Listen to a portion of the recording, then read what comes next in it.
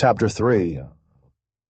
Individuals who started religions are an eclectic group, ranging across all genders, ethnicity, and ages. You can find biographies of famous founders of religion almost anywhere. How accurate they are is another matter. Myths shroud many of their accounts, as Dr. Albert Schweitzer discovered.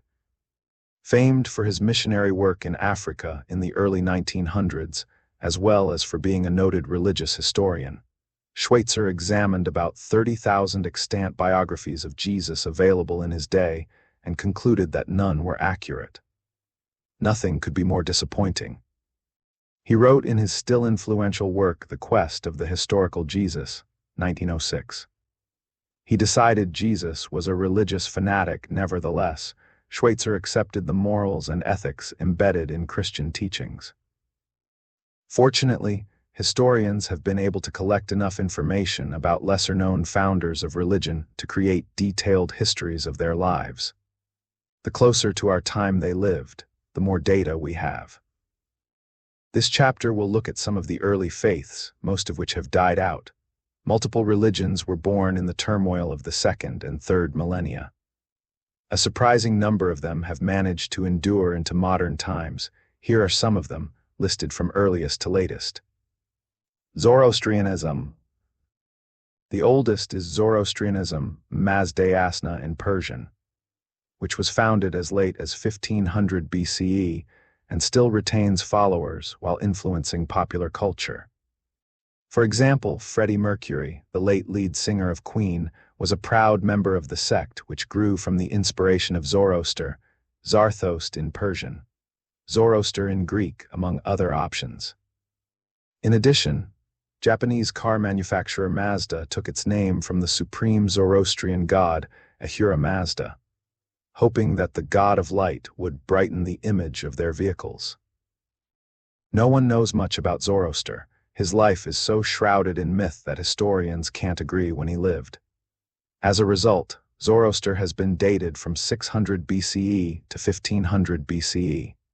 He grew up in either Afghanistan or northern Iran, where people practiced a pre-Hindu religion. A member of the socially important Spatama clan, he was reportedly a priest with his own large family, including 3 sons and 3 daughters. At age 30, according to the religion's sacred text called the Avesta, he was participating in a pagan ritual when he had a vision of a supreme being titled Ahura Mazda, Lord of Wisdom.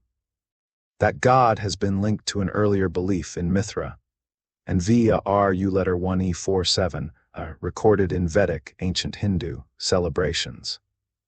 The revelation led Zoroaster to reject the tenets of his earlier faith, including multiple gods, animal sacrifice, use of hallucinogenic plants, and the oppressive class structure that allowed princes and priests to dominate. Instead, Zoroaster developed an entirely different concept. To him, Ahura Mazda, there are multiple spellings, was locked in a constant fight with his sinister twin, Ahriman, also with multiple different spellings. Destructive spirit. This battle between good and evil eventually spilled over into Christianity. And, as mentioned earlier, so did heaven and hell. In Zoroastrianism, those who follow the truth and side with Ahura Mazda will be rewarded in the afterlife. Those who heed the lie will be punished. He introduced angels. Ahura Mazda created 6 of these heavenly messengers. The faith's ancient icon features a bearded man with a pair of wings. Zoroastrians are not fire worshippers, but believe that fire represents God's wisdom. The eternal light in Jewish synagogues is derived from that. Zoroastrians also saw the evergreen cypress tree as a symbol of eternal life, an idea flourishing in the Christian Christmas tree. Unsuccessful at first in attracting converts other than his cousin Madioi Manha, Zoroaster still ran into severe opposition. Native priests particularly did not like that Zoroaster demoted their gods, devas, into evil spirits. Later, Christianity did the same thing with pagan gods. In his 40s, Zoroaster moved to Bactria, which today is part of Afghanistan, Uzbekistan, and Tajikistan. The region held enormous significance then as a crossroads for Eastern and Western trades, and for the intermingling of religious and artistic ideas. King Vishtaspa adopted Zoroastrianism as his country's official religion. The prophet reportedly died there in his late 70s, possibly murdered while tending the holy flame. The Magi who the New Testament describes visiting the baby Jesus would have been Zoroastrians. From that modest beginning, Zoroastrianism eventually became the religion of three major empires. Cyrus the Great, founder of the Achaemenid Persian Empire, was a devout Zoroastrian. Because Zoroastrianism teaches free will, a concept that Christians also borrowed, Cyrus did not impose his faith on conquered peoples. That's why Jews could return to Judea from Babylonian captivity and maintain their beliefs. Jews captured by the Assyrians 200 years earlier did not have that opportunity and assimilated. Babylonian Jews created the books that eventually became the Jewish Bible. Jews probably became familiar with Zoroastrian beliefs and stories when Babylon fell to the Persians in 539 BCE. After the Greek conquest of Persia in the 4th century BCE by Alexander the Great, Zoroastrianism became the chief religion of the two succeeding empires before the land was overrun by Muslim invaders in the 6th and 7th centuries CE. Survivors fled to India, which has remained a Zoroastrian stronghold. Membership has declined so that today, there are only an estimated 60,000 Zoroastrians, also known as Parsi Persians, in India and about 1,400 in Pakistan. Taoism. Founder Lao Tzu, spellings vary. Old Master lived in the 6th century BCE, although some historians prefer a 4th century date. A native of Chu, a southern state of the Zhou dynasty, he reportedly was in charge of the emperor's archives and possibly an expert in mourning rituals. Little is known of his life since the first biography wasn't written until hundreds of years after his death. By then, his philosophy had become widely known. He feuded with Confucius, who supposedly consulted with him and said, "At last I may say that I have seen a dragon that coils to show his body at its best, that sprawls out to display his patterns at their best, riding on the breath of the clouds, feeding on the yin and yang. My mouth fell open and I couldn't close it, my tongue flew up and I couldn't even stammer. How could I possibly make any estimation of Lao Dan, Zhuangzi, ch. 14. The comment can't be taken literally, any more than the early Christian attempts to degrade John the Baptist.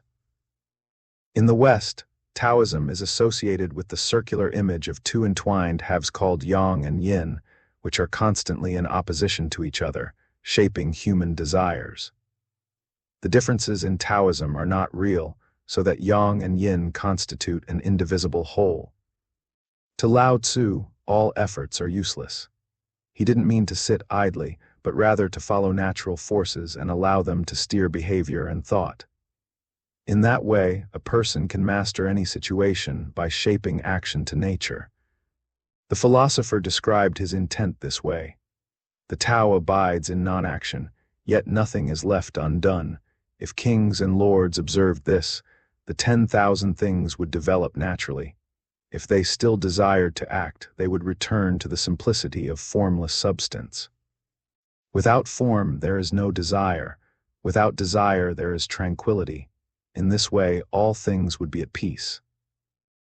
At one time, prior to the communist takeover of China in the late 1940s, Taoism boasted 20 million followers. With the de-emphasis of religion in China, the size of the faith these days is unclear. Buddhism. As with many of the founders of early religions, Buddha, awakened one, has been so clothed in myth that his real life is obscured. He is thought to have been born around the 6th century BCE in what is now Nepal and died in India. In the traditional story, his name was Siddhartha Gautama and was the son of a king. He lived a sheltered life, married with a son, until age 29 when he became aware of mortality. Shedding his past, he tried to find an avenue to mental peace. Efforts at self-abuse and starving failed to ease his concerns. In the accounts, he decided to meditate under a tree and 40 days later became enlightened. The process freed him from human desires, replacing greed, hatred, and ignorance with wisdom and compassion. He taught there were 4 truths. First truth: life is stressful, hard, and unable to satisfy. The second truth: we feel that way because of craving things we think we need, such as money, titles, fame, etc. Even if we achieve some of the things, the craving does not end. The third truth: to achieve peace, we must end the craving. The fourth truth: by following the Eightfold Path, we can achieve peace. The path includes meditation, awareness of self, and living a good life, ending in enlightenment. The religion has no deity, nor does it expect everyone to follow the path. Instead, those who do are to be cared for others by those who are not ready yet. The Buddha is seen as the most recent in a series of enlightened ones with others to follow. The plump, laughing Buddha statues most of us are familiar with depicts a real Zen monk named Budai who lived in the 10th century. Nicknamed the Laughing Buddha, he became a character in Chinese folk tales. Today, the religion has close to 1 billion adherents.